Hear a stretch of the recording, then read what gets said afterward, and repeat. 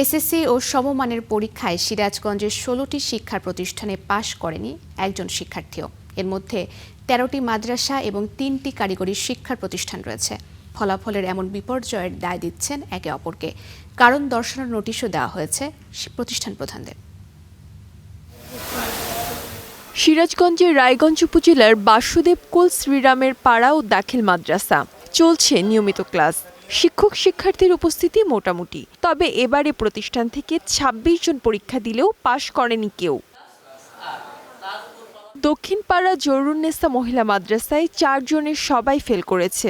ফলাফলের এ দুরবস্থা নিয়ে ছাত্র, শিক্ষক ও অভিভাবকদের রয়েছে মিশ্র প্রতিক্রিয়া।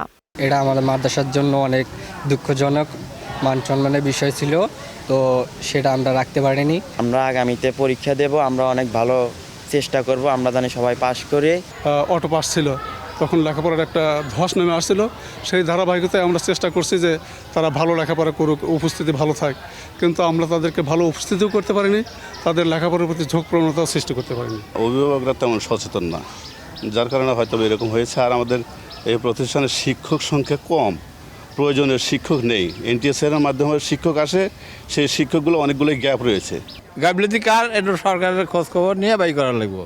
শিক্ষার্থী অকৃতকার্য হয় এইসব প্রতিষ্ঠানের ফলাফল নিয়ে এরই মধ্যে শুরু হয়েছে প্রশাসনিক তৎপরতা। প্রতিষ্ঠানগুলোর এমন ফলাফলের কারণ ব্যাখ্যা করতে দেয়া হয়েছে কারণ দর্শানোর নোটিশ। জেলা শিক্ষা অফিসারকে দায়িত্ব দেওয়া হয়েছে এই বিষয়টি সমন্বয় করার জন্য।